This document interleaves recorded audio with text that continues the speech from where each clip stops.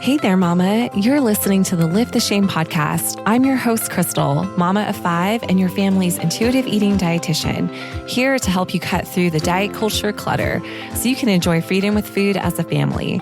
I'm on a mission to help you end the generational legacy of diet culture in your home so you can experience motherhood free from food guilt and body shame.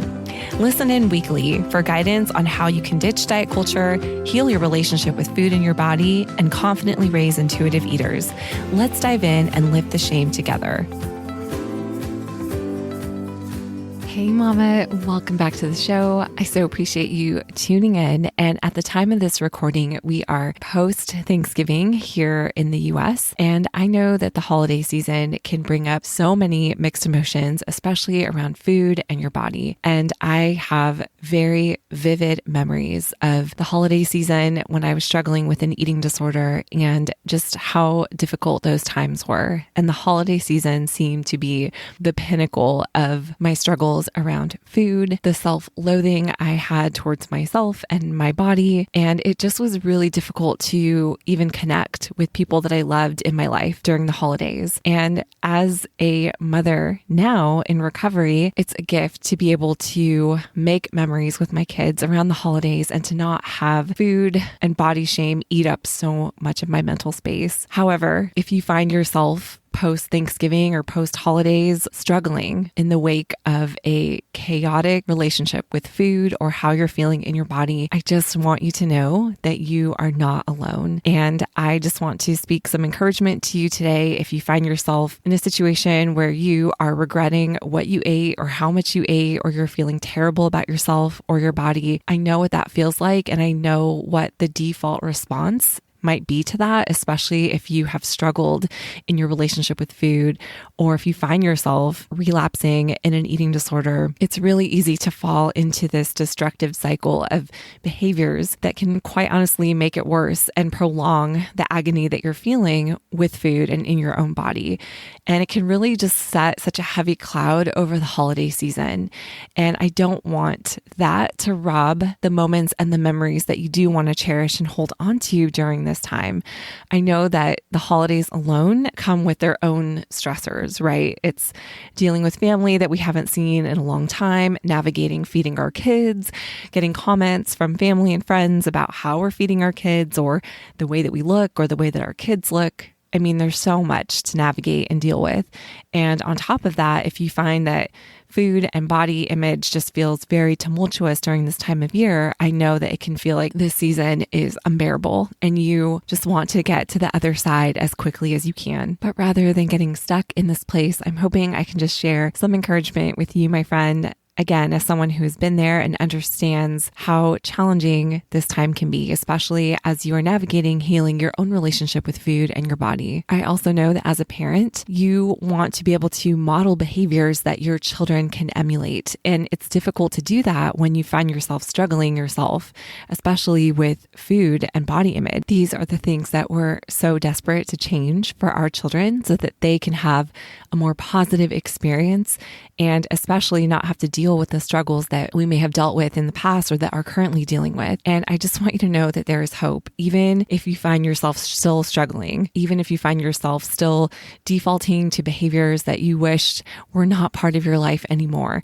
That doesn't mean that there isn't hope for you or for your children. And so, my friend, I just want to share these little nuggets of encouragement that I've learned on my own path and journey that I'm hoping might be helpful to you if you've found yourself in regret or shame post holiday meals. And this might be triggered from maybe feeling like you were out of control around food at a holiday meal, perhaps, or maybe felt like you overdid it. Maybe felt like you ate past a point of comfortable fullness or satiation to the point that you felt discomfort in your own body. Or maybe this is the result of eating fear foods that you swore to yourself you would never eat, or things that are labeled as bad to you in your mind. Therefore, you may feel some guilt or shame for things that you've eaten. Maybe you've had a tricky relationship with exercise and the holidays are throwing off your normal exercise routine, and that may be creating some distress for you if you've not been able to work out in the way that you wanted to, or maybe are feeling like you have to compensate for the things that you've eaten. You may also be weighed down with some of this guilt and shame as well. And while we can't go back and change those situations or the things that may have happened,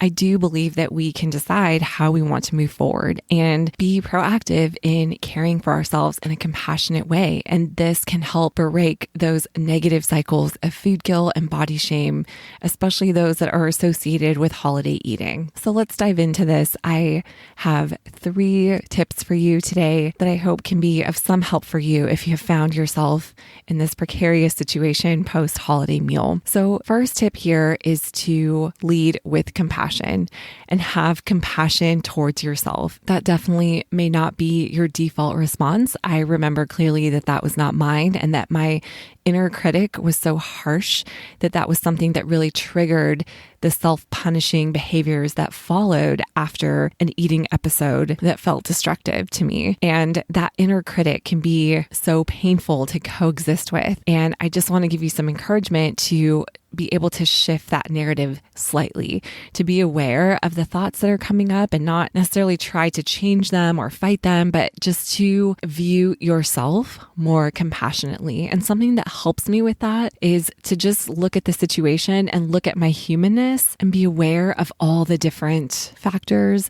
that may have contributed to how I felt about eating at that time or how I felt about my body. Something else that has also been helpful for me as a parent is to try to see myself through the lens of my children, which can be hard to do too. I think as parents, we're especially hard on ourselves. And more recently, through some of the healing work that I've been doing, learning to see my younger self or my inner child can also be helpful too, to see myself in a more compassionate lens. And when we can shift out of that critical narrative that so often is connected with tumultuous eating episodes, it can start to empower us to really be able to take care of ourselves and take that next right step to do something more beneficial than falling into this destructive cycle or pattern. It's really difficult to make conscious decisions to take care of yourself in a gentle, loving way when you're coming at it through a very harsh, critical lens. And going back to a parenting example, because again, I think when we can look at it through the lens of how we parent our children,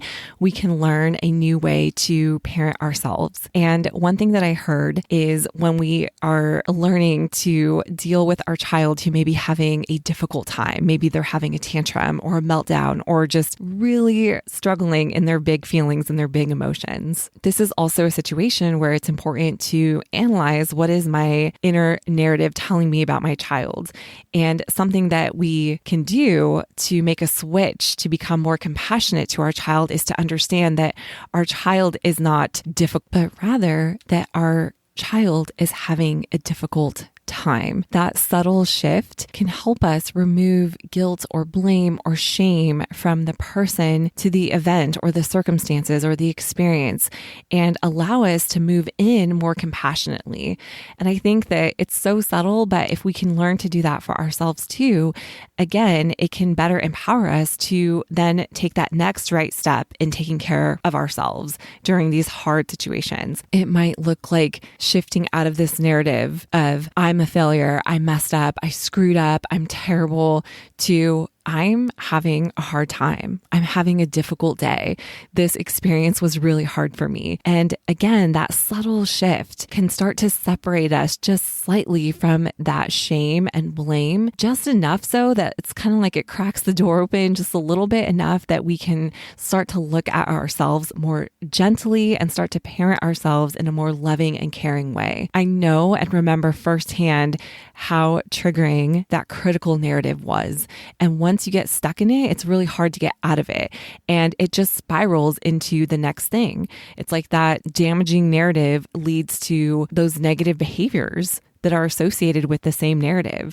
Like if you feel like I'm a failure or I screwed up in some way, chances are you're more likely to now engage in behaviors that are connected with that narrative and that are proving that narrative to you. Or maybe you feel like you have to punish yourself in some way. And that's where these destructive eating disorder cycles can just take off. And so I want you to just think about what is some way that you can view yourself in a more compassionate lens, especially through all that you may have been through in the last few days or over the course of this holiday season.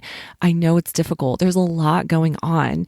And rather than putting all the onus and the blame on you or carrying this weight of shame on yourself, if you can start to just remove yourself ever so slightly by seeing yourself as human, as someone who is struggling or having a difficult time versus feeling like you yourself are the difficult one, that can start to allow you the opportunity and the freedom to choose differently in terms of your next right step. And this brings me to tip number 2, which is caring for yourself. So how do you actually care for yourself? If you've had a difficult meal or a difficult eating experience and all you can think about is how much you hate your body or how much you loathe yourself or how terrible that you're feeling in your body, you may be thinking about behaviors that can temporarily alleviate some of that discomfort that you're feeling. And more often than not, these behaviors tend to create more harm than good, especially if they're associated with your eating disorder or perhaps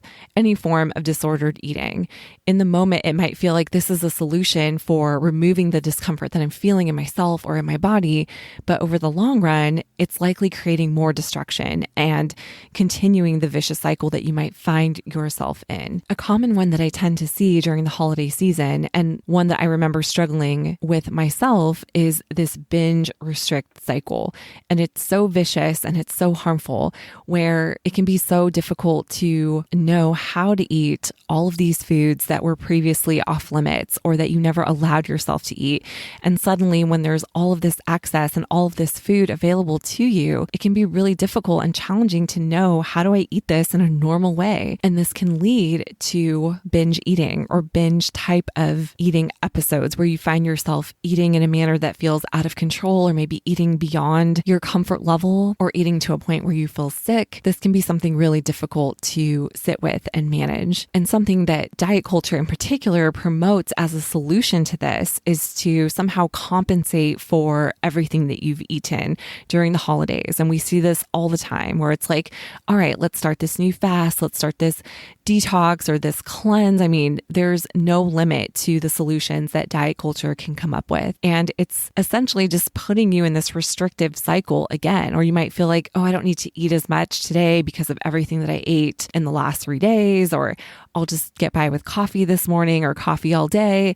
And before you know it, you find yourself in this vicious, restrictive binge type of eating cycle, which can be so harmful and detrimental, especially over the long run. And most definitely during the holiday season, when you find yourself teetering between these two extremes. And one of the best things that you can do to help prevent yourself from getting stuck into that vicious cycle is learning to care for yourself in very practical and tangible ways post-eating episode. So if you feel like I overdid it, I ate too much, I ate too many of the things that I didn't want to eat, wherever you find yourself, in order to really prevent yourself from moving into that restrictive eating cycle, it's really important as part of your next right step to take care of yourself by feeding yourself.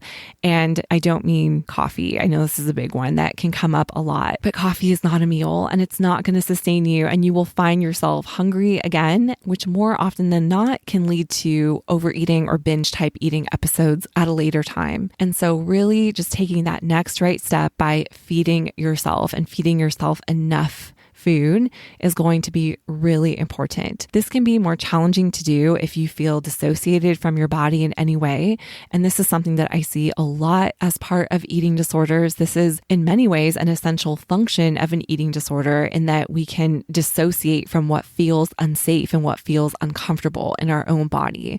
And so it can be really easy to want to escape into those patterns because what you're feeling in your body may feel too unsafe. This might mean that it's hard to gauge whether you're actually hungry or not in your body. And this can be especially true if you're kind of on the other side of a holiday eating experience, where maybe there was a lot of grazing all day and just maybe you're out of sorts in terms of your normal eating routine. It can be really difficult to gauge, again, whether or not you need to eat.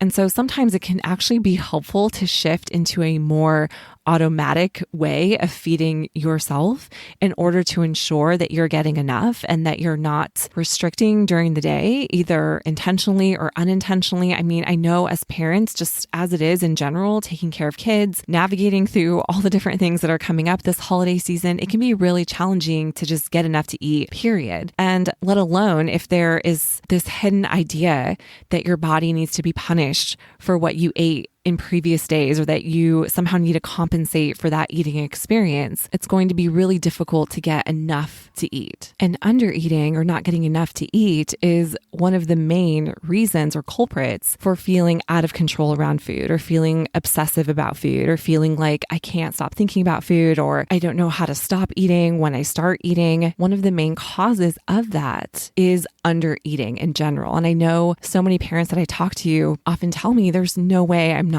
getting enough to eat. But when we really sit down and look at what you're eating throughout the day, I guarantee there are likely some gaps in there. This may be especially true if you're feeling any negativity in your body or dissatisfaction in your body, or maybe you feel like you need to change your body. Sometimes this creates subconscious restraint around food where you're literally not allowing yourself to eat what you need because you feel like you don't have permission to do so. I know it can be such a vicious cycle. And I just want to encourage you to think about, how can I just feed myself adequately, and totally give yourself permission to do that in a more automated, mechanical way in order to ensure that you are in fact getting enough to eat. And again, this can look like trying to or aiming to eat every 2 to 3 hours, or trying not to go longer than 4 hours without eating. If your children are eating regularly throughout the day and you're involved in that feeding process, trying to time eating a snack when your kids are eating a snack, or trying to sit down and eat something substantial. And I think it's important too that when you're eating, that you're looking at intentionally combining the main macronutrients that our body needs in order to help promote satiety. So this is not a time to skimp out on fats or carbs or protein, because again, when we are missing key macronutrients, we never arrive to that place of satiation, which makes us more likely to overeat later on. And if you really feel stuck on what to feed yourself, which I know can be really common. If you've been following external rules or guidelines about how to eat or what to eat, if you've been on a dieting bandwagon for years, or if you're healing from an eating disorder, it can be really hard to know, what should I eat? How should I feed myself? And I just want you to know, I've got you. I've got some ideas to get you started. I have a snack guide for kids and adults too. I'll include it in the show notes for you, that can help get you started, because you want to, again, feed yourself in a way that is nourishing and giving your body the nutrients that it needs to feel satiated, so that you can move on and not continue to think about food. Constantly thinking about food, or finding yourself obsessing about what am I going to eat, or thinking about the next meal, that is often an indicator or a sign of under eating as well. So just keep that in mind too. If you find yourself thinking about food and it's taking up the majority of your mental space, this likely means that you're not getting enough to eat. And we want to help break you away from this vicious cycle of binging or restricting. And again, this is very common following holiday meals, where you may have feel like you overdid it or you overate, and now you have to compensate for that. And I just want to encourage you to think about, how can I shift out of this cycle and narrative and care for myself in a more loving and compassionate way by continuing to feed myself, even if everything in your brain and your body is telling you that you don't deserve it, you need to burn it off, you need to punish yourself. Again, start by viewing yourself compassionately and moving into this step of figuring out, how can I care for myself by nourishing myself and eating and feeding my body what it needs. You deserve it. You don't have to earn it. It is an inherent right to feed yourself, and feeding and eating enough is the most valid form of self-care. And mama, I promise you that your kids are watching that, and they are seeing that, and they learn through modeling. And this will be such a powerful message that you are sending to them, that they also are inherently worthy and deserving of that nourishment too. Even if it was a bad day, even if you feel like you messed up, your body still deserves to be nourished. So the last tip that I want to leave you is to simply get curious. So I leave this for the end because I think it's really important to address first the narrative that is going on, and to caring for ourselves in appropriate way. And once you've had some time to do that, I think then we can look back and reflect on the experience that we had so that we can learn from it. And this is the thing that I think is so important to understand about eating. Eating is such an experiential process. And it's true for us. It's true for our children too. And sometimes as part of normal eating, we overeat. And when I started to learn this in my own recovery journey, it really helped me to start to take care of myself in a more meaningful way, because you're coming at it through this curious lens, like asking yourself, why did I overeat at this meal? What was going on? Or why did I feel out of control? Why couldn't I stop eating this dish? We want to ask some of these questions, but simply from a curious place so that we can learn. When we learn from these eating experiences, it helps us in future eating experiences. And our kids are the same way. If we immediately shame or shun an eating experience simply because it didn't go the way that we wanted to, it makes it really difficult to learn from that experience. But when we can look at it curiously, there's so much wisdom that we can find from our bodies, from our eating experiences, and the many different eating experiences that we will have over the course of our lifetime. And so I would just encourage you to ask yourself these questions, especially if this is something that felt particularly distressing for you. Yes, sometimes we occasionally overeat, but if you found yourself in this place of feeling out of control or dealing with immense guilt or shame afterwards, or feeling distress in your body, it may have been more than just simply overeating. There may be some other things there that you can learn from or learn about. So a couple things to just keep in mind when you're asking yourself or reflecting on these eating experiences are, were there any physical or emotional triggers that may have been part of this eating experience? So let me explain here a little bit. We talked a little bit about the physical triggers and how undereating is one of the most common physical triggers for overeating or feeling out of control with eating. And so this is something that you can reflect on or just ask yourself, am I eating enough? Especially during this holiday season when the baseline of chaos has been raised. You really want to consider that. Am I taking the necessary time over the course of my day to make sure that I'm eating enough, that I'm taking care of my body's basic physical needs? And more likely than not, you may not be eating enough. And so this is an important thing to reflect on to help you in future eating experiences, so that maybe next time before you have that holiday meal, or next time before you're going to have this special family gathering where you're sharing a meal together, think about, what is your MO on those days? Do you tend to restrict and kind of save up for that big meal? Are you just so busy attending to everyone else's needs that your needs just go to the wayside? These types of things can help us understand what we might need to do to care for ourselves physically, so that your eating experiences don't feel chaotic and overwhelming. Another thing to ask yourself or consider is, are there certain foods that were available to me that I felt out of control with? And if so, that might be an indicator that you may need more exposure to those foods over the course of time.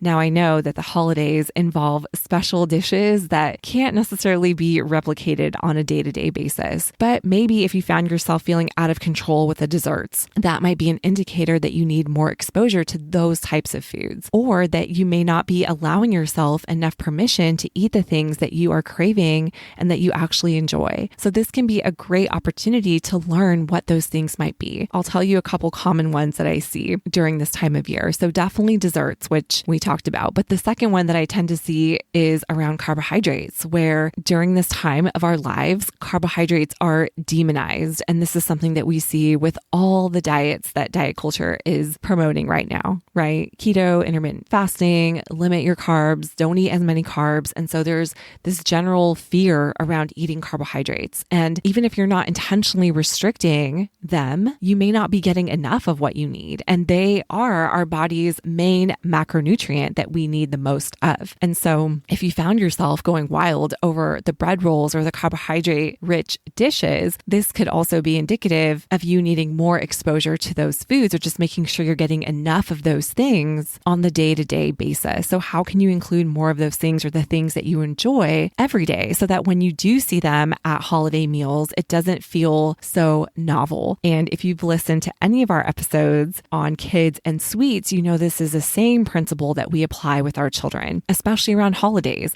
I'm a huge proponent of including things that our children are showing a high interest in so that we can decrease that novelty and incorporate the power of habituation, which is when we see something over and over, our bodies can trust that this is available to us.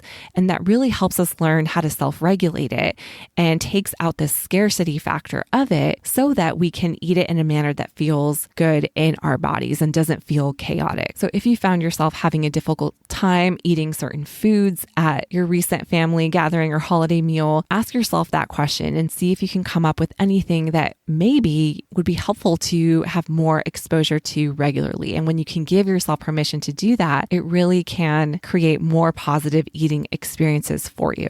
Last thing to think about as part of this getting curious tip or phase is to also consider any emotional triggers that could have been present for you too. Look, family is hard and holiday seasons often involve the resurfacing of many difficult relationships. And it can be helpful to just consider what was going on in my environment or what was coming up for me emotionally that may have been a trigger for my eating experience at that time. And what I tend to find is that there are typically both physical and emotional triggers that are working together to kind of create the perfect storm for chaotic eating experiences. So I don't usually tend to see just one thing. I tend to see there's a couple things going on here that made this eating experience challenging. And so these are things you want to reflect on and see what was going on that I can learn from in order to help myself in the future. And some environmental triggers we may not be able to eliminate, right? Especially during the holidays. This is a tough situation, but maybe there are things that you can do or put in place for yourself to help yourself in these situations. Maybe it's putting boundaries with certain family members who like to comment about bodies or their diets or what they're eating or what they're not eating. I mean, that's a whole nother topic in itself, right? Maybe it's establishing a boundary for yourself where you're limiting the amount of time that you allow yourself to be with certain family members or friends who are more triggering for you. These are some things to reflect on.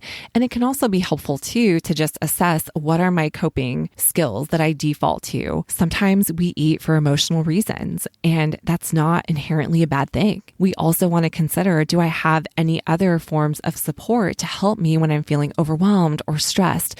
Is there someone that I trust that I can talk to about this? Is there something that I can do for myself when I'm starting to feel overstimulated or overwhelmed by my environment? Can I go outside? Can I take a breather? Can I take a breath of fresh air or walk? These are some things just to consider in the overall picture of how you're caring for yourself. And this is why I just want to encourage you to look at any recent eating experiences that did feel really chaotic from a curious lens, because there's a lot that we can learn about ourselves, and there's a lot that we can learn about how to help ourselves in order to make eating a more pleasurable and enjoyable experience, which is what it should be. So I hope this gave you some things to think about. I also just want to put it out there that we have a free virtual support group for mothers and moms to be who are in eating disorder recovery. So if you are finding yourself struggling with an eating disorder, if you're in recovery, or simply just trying to improve your relationship with food and your body, I want you to know that you're not alone. We have an amazing community called Lift the Shame.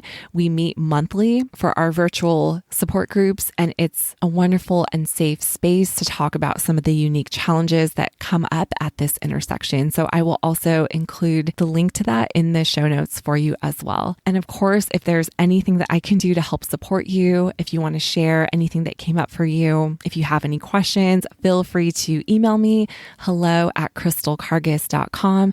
I would love to hear from you and just know how I can best support you during this holiday season. So as always, Mama, thank you so much for taking the time to join me for today's episode. I cannot wait to connect with you next week.